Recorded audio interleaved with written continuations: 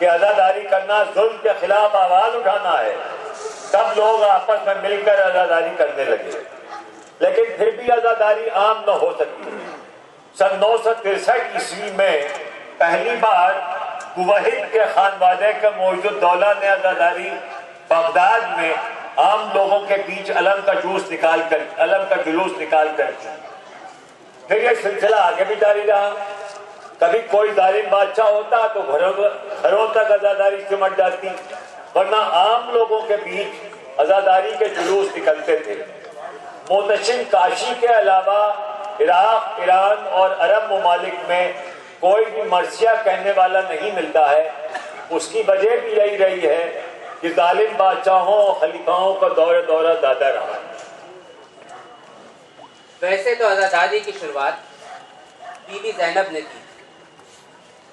قید خانے میں 1 سال گزارنے کے بعد جب انہیں سن 681 عیسوی میں رہا کیا جانے لگا تو انہوں نے اپنے بھائی حضرت امام حسین علیہ السلام پر ماتم کرنے کے لیے ایک دن کے لیے ایک گھر کی خواہش ظاہر۔ اس گھر میں پہلی فرش عزا بچھی جہاں سر کا ماتم اور ہاتھ کا ماتم شروع ہوا۔ زنجیروں کا ماتم 680 عیسوی میں شروع ہوا۔ سب سے پہلے حضرت مختار کو جب قید خانے میں امام حسین علیہ السلام کے شہید ہونے کی خبر ملی تو وہ اس غم میں اپنے ہاتھ میں بندھی ہوئی زنجیروں کو اپنے اوپر مارنے لگے۔ عزاداری یعنی محرم کے مہینے کے ہندوستان کے ساتھ ساتھ اودھ میں صحیح پہچان لگ بھگ 1031 عیسوی میں ہوئی جب ایران سے سید سالار مسعود غازی ہندوستان تشریف لائے۔ ان کے ساتھ علم بھی تھے۔ اس سے زیادہ خاص بات یہ تھی کہ سید سالار مسعود غازی کے ساتھ سید نجم الدین سبزواری بھی تھے جو کہ جناب عفران ماب جد اعلیٰ تھے۔ ان لوگوں نے لکھنؤ کے آس پاس کئی ضلعوں میں 200 سے 250 کلومیٹر تک اپنی حکومت قائم کر لی اور اس دور میں جس طرح عزاداری ہو سکتی تھی وہ کی۔ سید سالار مسعود غازی جو کہ محمد بن الحنفیہ کے نسل سے تھے اور محمد بن الحنفیہ حضرت علی علیہ السلام کے صاحبزادے تھے اور محمد بن الحنفیہ حضرت علی علیہ السلام کے صاحبزادے تھے، اسی طرح سید نجم الدین سبزواری 10ویں امام حضرت علی نقی علیہ السلام کی نسل سے تھے۔ جس گھرانے پر اتنے ستم ہوئے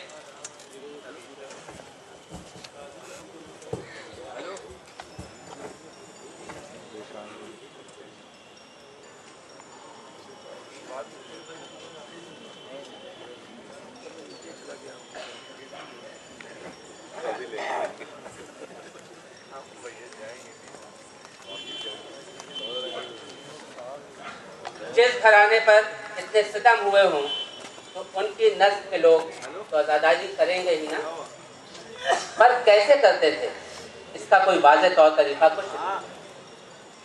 ان کے بعد ان کی نسلیں امام حسین علیہ السلام کی شہادت اور ان کے پیغام کو آگے بڑھاتی۔ ساتھ ساتھ دوسری طرف صوفیہ کرام نے بھی کربلا کے واقعے کو پھیلانے میں کوئی کسر نہیں چھوڑی۔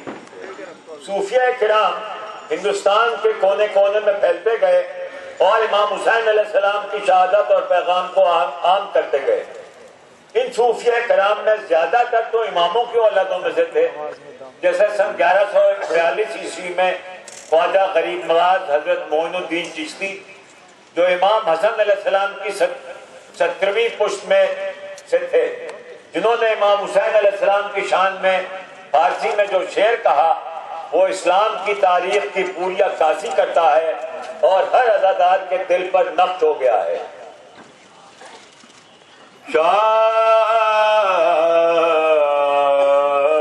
است حسین بادشاہ است حسین شاہ است حسین بادشاہ شست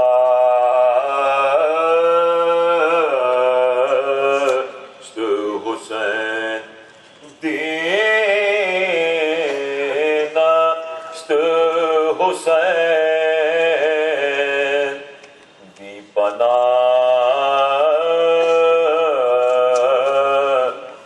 حسین دینست حسین دی پناست حسین سرداد ندادست در دست یزید سرداد ندادست در دست یزید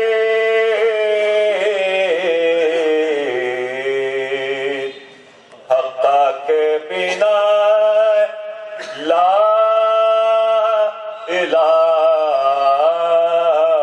الہست حسین حقا کے بنا لا الہست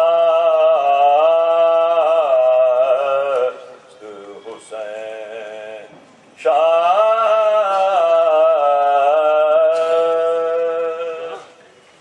خواجہ معین الدین چشتی کی درگاہ پر محرم کے مہینے میں عزاداری ہونے لگی۔ اس عزاداری کو کچھ سال جہانگیر کی بیگم نور جہاں نے کیا اور پھر خواجہ کے مزار پر آمدنی کا ذریعہ بنوا دیا تاکہ ہر سال محرم میں مزار پر عزاداری ہوتی رہے۔ اس کے بعد خواجہ کی نسل میں عزاداری کا سلسلہ جاری رہا۔ حضرت نظام الدین اولیاء کا دور سن 1236 سے 1325 عیسوی تک تھا، جو کہ عزاداری کرتے تھے، عزاداری میں علم سجا کر رکھتے۔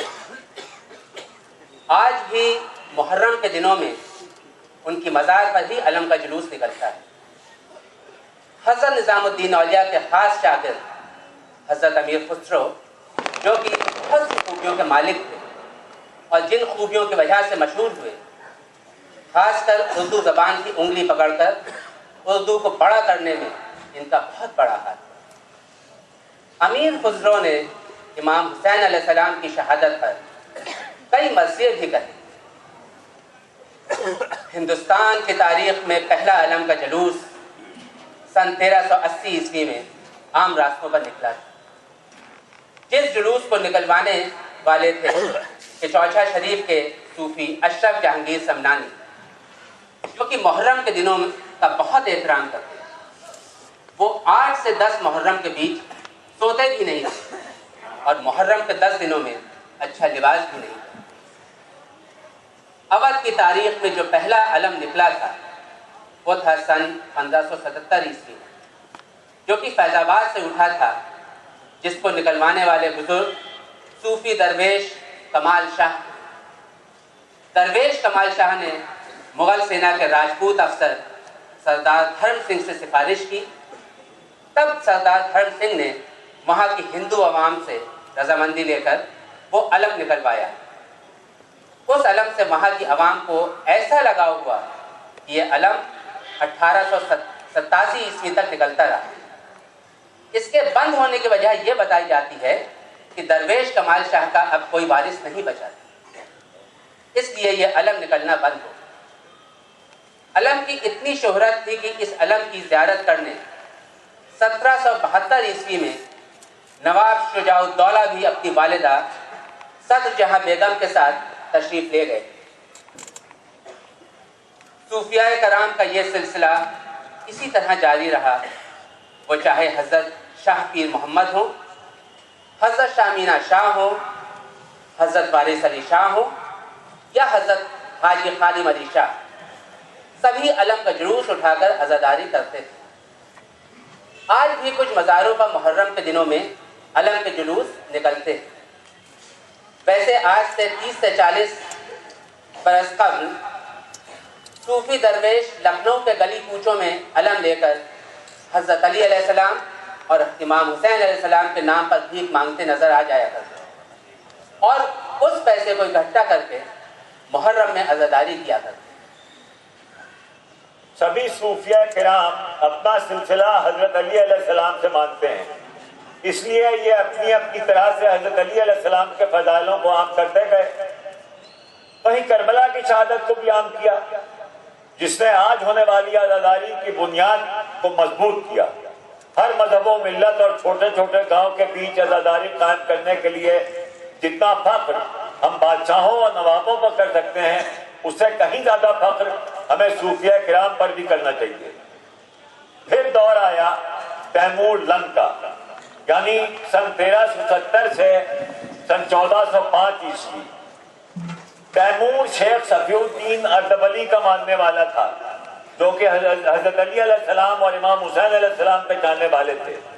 इसीलिए तैमूर हर साल करबला इमाम हुसैन अलैहिस्सलाम के रोजे पर हाजिरी लगाने जाता था। सन 1398 ईस्वी में अंगूरा नाम की रियासत पर फतेह पाई और उसी जंग में काफी वक्त लग गया, जिस वजह से तैमूर करबला नहीं जा सका। शेख सफीउद्दीन के कहने पर उसने जंग के दौरान पकड़े गए सारे कैदियों को छोड़ दिया, लिहाजा वो कैदी भी इमाम के अज़ादार बन गए। और फिर सफीउद्दीन ने रोजे की शबी बनाकर उसकी ज़ियारत करने की सलाह दी। तब तैमूर ने रोजे की शबी बनाई और उसे जरी का नाम दिया, जिसके मायने कब्र के हैं।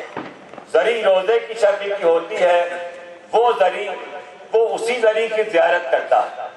धीरे धीरे जब जरी का चलन बढ़ा और जरी इलाकाई असर और जरी पर इलाकाई असर छाने लगा, तो उस दरी में बदलाव आ गया। बुनियादी फर्क छोड़कर बाकी अपने हिसाब से लोगों ने दरी बनाना शुरू कर दी और लोग उसे ताजिया कहने लगे। लेकिन बाद में दरी भी बनती रही। ताजिया फारसी के लफ्ज है, जिसके माने होते हैं गम का इजहार करना। लगभग सन 965 ईस्वी में करबला के वाक़ये की मंजरकशी करने का चलन शुरू हुआ और जिस जगह पर वाक़या करबला में मंजरकशी की जाती उस जगह को लोग ताजिया कहते। 1501 ईस्वी में सफवी खानदान ने करबला की मंजरकशी की हर कड़ी को इतना मजबूत कर दिया था कि यूरोप का ओपेरा थिएटर भी इसके सामने फीका पड़ गया। 1940 ईस्वी में रजा शाह पहलवी ने सरकारी तौर पर करबला की मंजरकशी पर रोक लगा दी, लेकिन आज भी कुछ जगहों पर करबला के वाक़ये की मंजरकशी होती है। ताजिए की शुरुआती दौर में ताजिए लकड़ी, शीशे, सोने, चांदी और जड़ाऊ यानी कीमती नगों के जड़े और बने हुए होते थे, जो कि बहुत ही कीमती और भारी होते थे। टूटने और चोरी होने का डर भी रहता था। सबसे बड़ी परेशानी थी ताजियों का आम लोगों की पहुंच के बाहर होना। फिर ताजिए गत्तों, खपचियों, रंग बिरंगे कागज और मोम से बनने लगे, जो कि लोगों की पहुंच में थे। उनको जुलूस में उठाना आसान था और दफन करना भी। इससे आज़ादारी का एक बहुत बड़ा पहलू पूरा हुआ था, जो कि आज़ादारी को फरोग देने में मील का पत्थर साबित हुआ। धीरे धीरे हिंदुस्तान में आज़ादारी में अलम के जुलूसों के साथ ताज़िए भी शामिल होने लगे। आज़ादारी का सिलसिला इसी तरह जारी और सारी रहा। बहामनी दौर में सन 1434 से 1556 ईस्वी के बीच दक्षिण में, निज़ाम शाह के वक्त सन 1490 से 1633 ईस्वी के बीच अहमदनगर में, मुगलों के वक्त सन 1526 से 1748 ईस्वी के बीच और सलातीन के वक्त 1376 से 1557 ईस्वी के बीच कश्मीर व मध्य हिंदुस्तान में, और नवाबों और बादशाहों के वक्त 1732 से 1856 के बीच अवध में आज़ादारी को सबसे ज़्यादा फ़रोग़ मिला। उस दौर में उर्दू अपने शबाब पर थी। उर्दू ने फ़ौरन आज़ादारी का हाथ थाम लिया और नौहों, सलामों और मसीहों से मिले अल्फाज से अपनी मंजिल मक़सूद पर पहुँच गई। उर्दू अदब की शुरुआत मजहबी बुनियाद रही है, इसीलिए उस बुनियाद का एक पत्थर मरसिया भी। मरसिये बहुत कहे गए, लेकिन वो अपने बादशाहों के गम में तब तक मरसियों को कोई अहमियत हासिल न थी। फिर मरसियों में करबला की शहादत बयान होने लगी तब मर्सियों को लोगों ने जाना। शुरू के दौर में उर्दू में शेख सादी और अमीर खुसरो के मर्सिये मिलते हैं और उसके बाद औरंगजेब के दरबार में राम राव और सेवक नामक मर्सिया को मिलते हैं। सही राह मिली फोर्ट विलियम कॉलेज के मियाँ मिस्की के मर्सियों से, जिसका लोहा मोहम्मद रफ़ी सौदा ने भी माना। दौरे मुगलिया में राजा गिरधारी नागर का तबादला अवध से मालवा हो गया। लिहाजा 9 सितंबर 1722 ईस्वी में नवाब सादत खां बहादुर बुरहानुल मुल्क अवध के गवर्नर बनकर आए। इनका असली नाम था मोहम्मद अमीर, जो 7वें इमाम हजरत मूसी काज़िम अलैहिस्सलाम की नस्ल में से थे। सादत खान ने अपनी कोशिशों से अवध में आज़ादारी को फरोग दिया, लेकिन सरकारी कामों में मसरूफियत की वजह से नवाब कुछ ज्यादा न कर सके। सादत खां बहादुर के बाद सफदरजंग 11 मार्च 1739 ईस्वी में अवध के गवर्नर बने, जो कि सादत खां बहादुर के भांजे और दामाद थे। सफदरजंग ने अपना ठहराव फैजाबाद रखा, लेकिन जंगों और सरकारी कामों में मसरूफियत की वजह से वो फैजाबाद ठहर न पाते थे। उन्होंने अपना नायब राजा नवल राय को बनाकर अवध में छोड़ दिया। इसी दौर में भी पहले की तरह ही आज़ादारी जारी रही। 15 अक्टूबर 1764 को इनका इंतकाल हो गया। उसके बाद शुजाउद्दौला तख्त पर बैठे, जो कि सफदरजंग के इकलौते बेटे और सादत खां के नवासे थे, जो कि जंगों में अपनी शुजाअत दिखाकर शुजाउद्दौला का खिताब हासिल कर चुके थे। मिर्जा जलालुद्दीन हैदर शुजाउद्दौला जब भी जंग पर जाते और अगर उनको ये मालूम होता कि जंग के दौरान मुहर्रम का महीना पड़ सकता है, तो वो अपने लश्कर में ताज़िया और अलम भी साथ ले जाते और मुहर्रम के दिनों में एक खेमे में अज़ा खाना भी सजाया करते थे। सन 1772 ईस्वी में मिर्जा मोहम्मद रफ़ी सौदा अवध के दरबार में आए और मर्सियों को एकदम नया रंग दिया। पहले मर्सिये में मंजर कशी नहीं होती थी, मर्सियों में सौदा ने मंजर कशी शुरू की। इधर शुजाउद्दौला ने फैजाबाद को इल्म का मरकज बना दिया। फैजाबाद में पूरे हिंदुस्तान से तालिब इल्म तालीम हासिल करने आने लगे। ये तालिब इल्म ढाका, काबुल, पेशावर, मुल्तान, मालवा, बंगाल और लाहौर, यानी उस दौर के कुल हिंदुस्तान के सभी सूबों से आते थे। तालिब इल्म इस्लामी और दुनियावी तालीम के साथ साथ आज़ादारी का दर्स भी लेकर अपने अपने वतन लौटते थे। इस तरह पूरे हिंदुस्तान में अवध की आज़ादारी के तौर तरीकों का चलन शुरू हो गया। 1789 ईस्वी में नवाब शुजाउद्दौला का इंतकाल हो गया। इनके बाद इनके बेटे नवाब आसिफउद्दौला तख्त नशीन हुए, तो उन्होंने अवध की दारुल सल्तनत लखनऊ को बनाया। सन 1775 ईस्वी तक लखनऊ सिर्फ छोटा सा कस्बा था, जिसकी आबादी टीला शाह पीर मोहम्मद से भदेवा तक छितरी हुई फैली। सन 1784 ईस्वी में लखनऊ में कहत पड़ा, तो नवाब आसिफउद्दौला ने एक इमामबाड़ा बनवाना शुरू किया ताकि लोगों को पैसा मिले और इस परेशानी से बाहर आ सके। इमामबाड़ा सन 1784 से 1792 ईस्वी के बीच बनकर तैयार हुआ।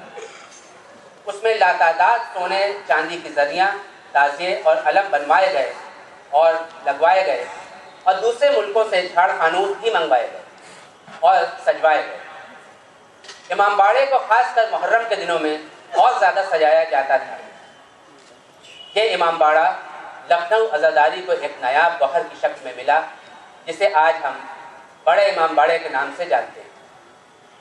नवाब आसिफउद्दौला के दौर में अनगिनत इमामबाड़े, करबलाएँ और दरगाहें बनी, जैसे दरगाह हज़रत अब्बास अलैहिस्सलाम, ज़ैनुल आबदीन का इमामबाड़ा, काला इमामबाड़ा, राजा झऊलाल का इमामबाड़ा और तहसीन अली खां का इमामबाड़ा, जो आज भी आपको नज़र आते हों। नवाब आसिफउद्दौला के दौर में का लखनऊ में ठहराव सब नवाबों से ज़्यादा रहा और इसीलिए आज़ादारी को उन्होंने बहुत ही फ़रोग़ दिया।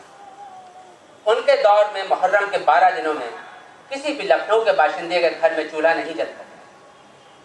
सभी को तबर्रुक की शक्ल में بھرپیٹ کھانا ملتا تھا. کھانا بھی ایسا ہوتا تھا کہ ہر مذہب و ملت کے لوگ اس تبرک کو کھا سکیں. تبرک میں گوشت کا استعمال بالکل نہیں ہوتا تھا. محرم میں پورے لکھنؤ میں نواب کی جانب سے کالے کپڑے بانٹے جاتے تھے. نواب محرم کے 10 دنوں میں سبھی امامباڑوں میں جا کر زریوں اور علم کی زیارت کرتے تھے. خاص کر امامباڑہ آقا باقر زیارت کرنے ضرور تشریف لے جاتے تھے. اور کوئی بھی عوام میں اپنے گھر میں تعزیہ رکھتا، اس کے گھر نواب خود جا کر تعزیے کی زیارت کرتے اور نذرانہ پیش کرتے. اگر نہ جا پاتے تو اپنے وزیر کے ہاتھ نذرانہ ضرور بھجواتے. وہ نذرانہ 5 روپے سے لے کر 100 روپے تک کا ہوتا تھا. اس دور کا 5 روپیہ یعنی آج کے لگ بھگ 50,000 روپے ہوں گے. محرم کے مہینوں میں کروڑوں روپیہ خرچ کرتے تھے. محرم میں پورا وقت غم زدہ رہتا تھا. نواب عاشور کی رات کو عبادت کرتے اور عاشور کے روز بھوکے پیاسے رہ کر ننگے پیر جلوس کے ساتھ تعزیہ دفن کرنے شیش محل کے نزدیک گو گھاٹ کی طرف جاتے تھے. وہاں سے لوٹ کر فاقہ شکنی کرتے تھے اور تعزیہ دفن ہونے کے بعد پورے لکھنؤ میں کربلا کے شہیدوں کے نام پر کھانا بنٹواتے. اسی دور میں سید دلدار علی غفرہ امام جو 10ویں امام حضرت علی نقی علیہ السلام کی 23ویں پشت میں سے تھے، وہ جائش نصیر آباد سے لکھنؤ تشریف لائے اور نواب آصف الدولہ کی مدد سے ایران عراق پڑھنے گئے اور جمیعت شریعت کی ڈگری لے کر واپس آئے. بیتے ہوئے نوابی دور میں اودھ کی آزاداری میں بہت سی چیزیں غلط رائج ہو گئی تھیں، جن کو محترم جناب غفرہ امام نے ختم کرایا اور کچھ طریقوں کو درست کرایا. جناب غفرہ امام نے 2 امام باڑے بنوائے، ایک جائش نصیر آباد میں، دوسرا لکھنؤ میں، جو امام باڑہ غفرہ امام سے مشہور ہے. علامہ شاہ حسین جائشی کہتے تھے کہ سید دلدار علی غفرہ امام ہندوستان کے پہلے مجتہد اور سدھارک تھے. غفرہ امام نے سبھی مسلمانوں کو جوڑنے اور آزاداری کو بڑھاوا دینے کے لیے بہت کام کیا اور اپنے بعد والی نسل کو وصیت کی کہ مجلس کے لیے دروازے ہر وقت کھلے رکھنا. جناب غفرہ امام نے لکھنؤ میں پہلی شیعوں کی جماعت 11 مئی 1786 میں اور پہلی جمعے کی نماز 25 مئی 1786 میں اودھ کے وزیر نواب حسن رضا خان کے محل میں پڑھائی تھی. اس کے بعد سے جماعتوں کا سلسلہ شروع ہوا. جناب غفرہ امام نے نواب آصف الدولہ کو اس بات پر بھی راضی کیا کہ کربلا کی نہر اور امام کے روضے کی مرمت وسیع طور پر کروائے. نجف کے طالب علموں کے لیے مدارس بھی بنوائے. آصف الدولہ کے بعد ان کے بیٹے نواب وزیر علی خان تخت پر بیٹھے، لیکن صرف 4 مہینے بیٹھ پائے تھے. نواب وزیر علی خان انگریزوں کی چالوں کو بخوبی سمجھتے تھے اور انگریزوں کی کوئی شرط ماننے کو تیار نہیں ہوئے، تو انگریزوں نے انہیں تخت پر بیٹھنے نہیں دیا. انگریزوں نے آصف الدولہ کے چچا زاد بھائی یمین الدولہ کو تخت پر بٹھایا، جو کہ نواب سعادت علی خان کے نام سے مشہور ہوئے. انہوں نے سن 1798 سے 1814 عیسوی تک حکومت کی اور نواب آصف الدولہ کی رائج عزاداری کو برقرار رکھا. انہوں نے دلکشا بنوایا. ان کا مقبرہ حضرت محل پاک کے پاس ہے، جہاں آج بھی محرم کے دوران مجلسیں ہوتی ہیں. اس کے بعد ضبط الدولہ جو کہ اودھ کے پہلے بادشاہ ہوئے اور بادشاہ غازی الدین حیدر کے نام سے مشہور ہوئے. ان کا دور 1814 سے 1827 رہا. تال کٹورا کربلا اسی دور میں میر خدا بخش نے بنوائی تھی اور روضہ شاہ نجف بادشاہ نے خود بنوایا. انہوں نے لکھنؤ کا دائرہ بڑھایا اور ان نئی جگہوں پر عزاداری کو قائم کیا. ساتھ ساتھ عزاداری کی پرانی روایت کو بھی بدستور جاری رکھا. بادشاہ نصیر الدین حیدر، جن کا دور सन 1827 से 1837 ईस्वी तक हुआ। इन्होंने रुस्तम, मेहदीगंज, मक्कागंज और इरादत नगर की करबलाएं बनवाई। इसके अलावा नसीरुद्दीन हैदर के दौर में कई करबलाएं और इमामबाड़े और भी बने, जैसे नरहई का आगा मीर का करबला और आगा मीर का इमामबाड़ा जो आज जुबली कॉलेज बन चुका है। इस दौर में लातादाद मजहबी इमारतें बनी थी, जिसकी वजह से कुछ इतिहासकार बादशाह नसीरुद्दीन हैदर को अवध का शहंशाह भी लिखते हैं। उस दौर की आज़ादारी के लिए बनी हुई बहुत इमारतें अपना वजूद खो चुकी। इसी दौर में 1832 में लंदन में एक किताब छपी, observer national on the Muslim of India, जिसमें लिखा था हिंदुस्तान के शहर में मुसलमान के घर ताजियों से खाली नहीं होते, हिंदुओं को भी ताजियों से काफ़ी अकीदत है। मजलिसों में हर मजहब व मिल्लत के लोग शामिल होते हैं। शिया मुसलमान उन्हें एहतराम से बैठाते हैं। इस तरह इमामबाड़ों में हर मजहब का शख्स अकीदतन जूता उतार कर अंदर तशरीफ ले जाते हैं। यही दौर था जब मीर अनीस और मिर्जा कबीर के मर्सियों की मजलिसें आम हो गई। इन दोनों शायरों ने मर्सिया को इतनी ऊंचाइयां दी कि मर्सिया इमाम हुसैन अलैहिस्सलाम के नाम के हमाना होकर रह गया। अनीस और दबीर से पहले मर्सियों को गा कर पढ़ने का चलन था। इस चलन को मर्सिया को मीर जमीर ने खत्म कराया और वो खुद भी मर्सिया बहुत गमज़दा होकर पढ़ते थे। उनके इस तरीके को मीर अनीस और मिर्जा दबीर ने आगे बढ़ाया जो आज पूरी दुनिया में राज है। उसी दौर में उर्दू ने आज़ादारी को अपनी दरसगाह की शक्ल में अपना लिया और फिर उर्दू मर्सियों, नौहों और सलामों से मिले अल्फाज को अपने खजाने में जगह देती रही। आज़ादारी के तुफैल से उर्दू को दो मर्सिया कहने वाले मिले, दो ऐसे मर्सिया कहने वाले मिले कि उर्दू का खालीपन भर गया। इमाम हुसैन अलैहिस्सलाम जब अपने 6 महीने के बेटे अली असगर को यजीद के सिपहसालार उमर साद की फौज के आगे जाकर पानी मांगते हैं तो इस मंजर को मिर्जा दबीर यूं बयां करते हैं। हर एक कदम पे सोचते थे सिद्ध मुस्तफा,